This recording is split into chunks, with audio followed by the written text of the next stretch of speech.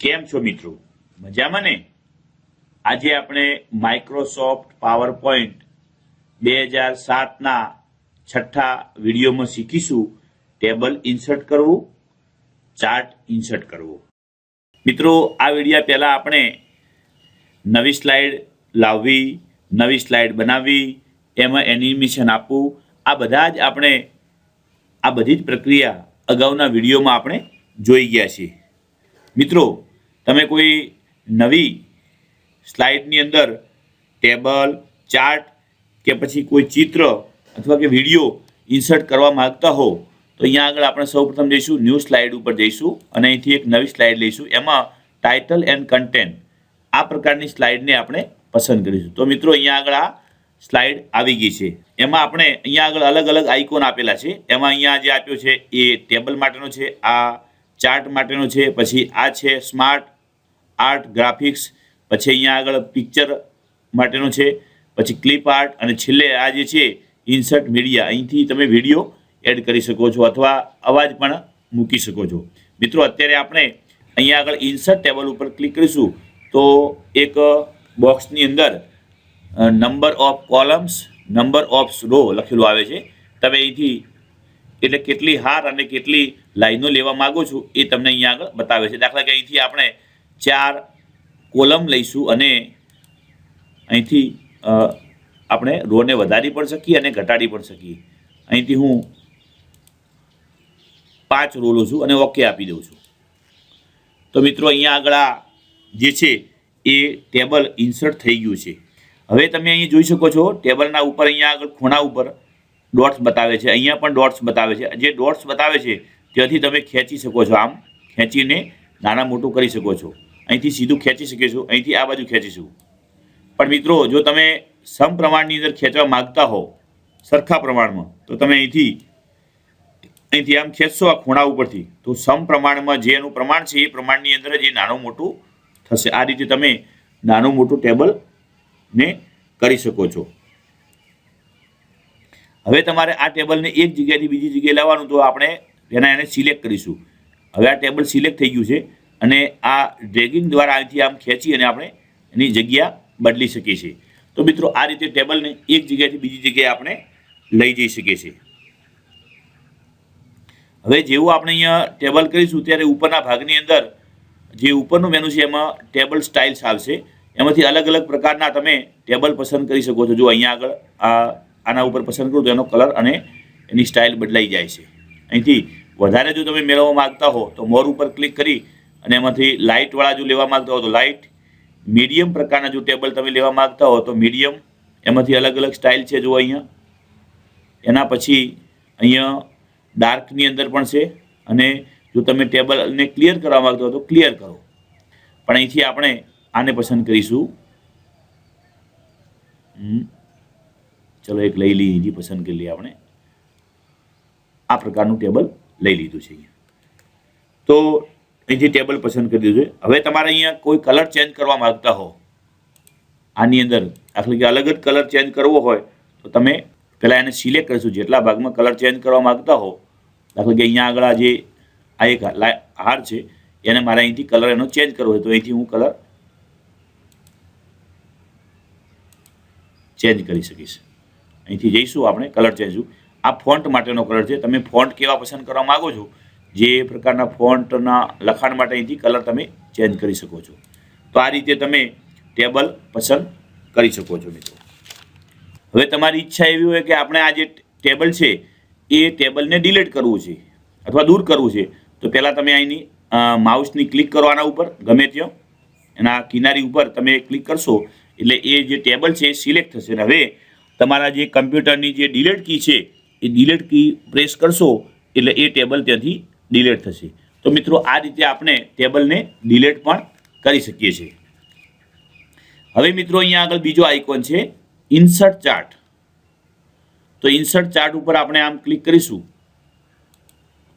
તો એમાં અલગ અલગ પ્રકારના એની ચાર્ટની સ્ટાઇલ આવશે. Column, line, pie, bar, area, XY, stock, surface, doughnut, bubbles અને રેડર આ પ્રકારના તમે અલગ અલગ પ્રકારના ચાર્ટ લઈ શકો છો. અત્યારે હું કોલમને સિલેક્ટ કરું છું તો અહીંયા અંદરના ભાગની અંદર એક ચાર્ટ આવી જાય છે. ચાર્ટની સાથે સાથે અહીંયા આગળ બાજુની અંદર એક એક્સેલ શીટ પણ ખુલી જતી હોય છે મિત્રો. અત્યારે તમે જે ચાર્ટ જોઈ શકો છો એ ચાર્ટ અહીંયા આગળ જે ડેટા છે એ પ્રમાણનો અહીંયા આગળ ચાર્ટ તમને ઓટોમેટિક જનરેટ થતો હોય છે. હવે મિત્રો તમારી ઈચ્છા હોય કે તમારી પાસે કોઈ એક્સેલ શીટની અંદર ડેટા બનાવેલો પડ્યો હોય અને એમાંથી જો તમે પસંદ કરવા માગતા હો મિત્રો, અહીંયા આગળ ઓફિસ બટન છે. ઓફિસ બટન ઉપર ક્લિક કરીશું તો રીસેટ ડોક્યુમેન્ટ જે તમારી પાસે હશે તો અહીંયા આગળ રીસેટ ડોક્યુમેન્ટમાં એ એક્સેલ શીટ તમને બતાવશે. પણ જો તમે ઓપન કરવા માંગતા હો, કોઈ તમારા બીજા ફોલ્ડરમાં પડ્યું હોય તો તમે અહીંથી ઓપન કરી અને એને ઓપન કરી શકશો. અત્યારે હું રિસેન્ટ જે આવક જાવક નામનું જે એક એક્સેલ શીટ છે એને હું ખોલું છું. મારી પાસે જે ડેટા છે એને હું કોપી કરી લઉં છું અને હવે જે આ જે એક્સેલ શીટ ખોલી હતી આપણે પાવર પોઈન્ટની સાથે એને આપણે સિલેક્ટ કરીશું અને એની જગ્યાએ હું પેસ્ટ કરી દઉં. જો મિત્રો અહીંયા જેવું પેસ્ટ કરતા અહીંયા આગળ બધું બદલાઈ જાય છે. હવે આપણે જો આ જે ચાર્ટ છે એ ચાર્ટને સારા સ્વરૂપની અંદર વ્યવસ્થિત જોવા માટે અહીંથી આ એક્સેલ શીટ છે એને બંધ કરી દઈએ, ડેટાવાળી આ બીજી પણ બંધ કરી દઈએ. તો હવે તમે અહીંયા આગળ જોઈ શકો છો અહીંયા આગળ ચાર્ટ આવી ગયો છે. એની અંદર વિદ્યાર્થીઓની માહિતી છે. અહીંયા આગળ મેં વિષય લખ્યા છે. ગણિત માટેનો અલગ કલર બતાવે છે, વિજ્ઞાન માટેના અલગ અલગ બતાવે છે. હવે જ્યારે અહીંયા આગળ તમે ચાર્ટના ઉપર ક્લિક કરશો ત્યારે એની અંદર એની સ્ટાઇલ તમે ચેન્જ કરવા માગતા હો તો અહીંથી તમે કરી શકો છો. ચાર્ટ સ્ટાઇલમાં જઈ અને તમે એમાં ચેન્જ કરી શકશો. વધારે જો તમે કોઈ ચાર્ટ મેળવવા માગતા હો 3D પ્રકારના તો આ પણ ત્યાંથી તમે પસંદ કરી શકો છો. આ રીતે ત્યાંથી તમે વધારાની સ્ટાઇલ પણ લઈ શકો છો. તમને જે પસંદ હોય એ આમાંથી સિલેક્ટ કરી શકો છો. અત્યારે 3 વિદ્યાર્થીઓની અહીંયા માહિતી બતાવે છે. હવે તમારી એવી ઈચ્છા હોય ઉપરના ભાગની અંદર ચેન્જ ચાર્ટ ટાઈપ, તમે ચાર્ટનું ટાઈપ કોઈ બદલવા માગતા હો, દાખલા કે અહીંયા લાઇનર પ્રકારનો લેવા માગતા હો તો તમે ઓકે કરશો તો એની અંદર લાઇનર પણ આવી જશે. પણ અત્યારે જે આપણો મૂળ હતો એ કોલમ ઉપર જ જતા રહીશું તો આ રીતે તમને ત્યાં જોવા મળશે. ચેન્જ લેઆઉટ, તમે અહીંથી અલગ અલગ પ્રકારના લેઆઉટ આ જે ચાર્ટ છે અને કેવા પ્રકારની માહિતી મેળવવા માગતા હો તો આ રીતે તમે ચેન્જ પણ ત્યાંથી કરી શકશો. જુઓ, ચેન્જ લેઆઉટમાં જઈ અને તમે ચેન્જ કરી શકશો. અહીંયા જે અલગ અલગ પ્રકારના ગ્રાફિક્સમાં તમને ચાર્ટ જોવા મળે છે. હવે તમારી એવી ઈચ્છા હોય કે આ જે આપણે ડેટા મૂક્યો છે એ ડેટામાં તમે ચેન્જ જ કરવા માગતા હો તો લખેલું છે અહીંયા આગળ એડિટ ડેટા. તો એડિટ ડેટામાં જશો અને તમે કોઈ પણ વિદ્યાર્થીના અહીંયા અલગ અલગ પ્રકારના ગુણ મૂકેલા છે એમાં તમે ચેન્જ કરવા માગતા હો તો તમે કરી શકો છો. દાખલા કે અહીંયા આગળ હું એક વિદ્યાર્થીનું નામ છે બંસી, એના ગણિત વિજ્ઞાન અને જે ગુણ છે એમાં હું ચેન્જ કરું છું. તમે જોઈ શકો છો અહીંયા આગળ અત્યારે 19 ગુણ છે એની જગ્યાએ હું 25 ગુણ કરી દઉં છું તો ડેટાની અંદર આ જે બંસીનું કોલમ છે એની અંદર તમને ચેન્જ જોવા મળશે. જો અહીંયા ગ્રાફ્સની હાઇટ વધી ગઈ છે.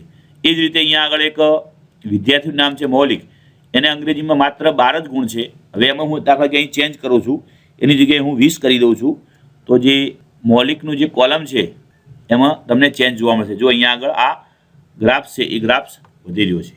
તમારો ફેરફાર થઈ ગયો તો આ એક્સેલને બંધ કરી દે.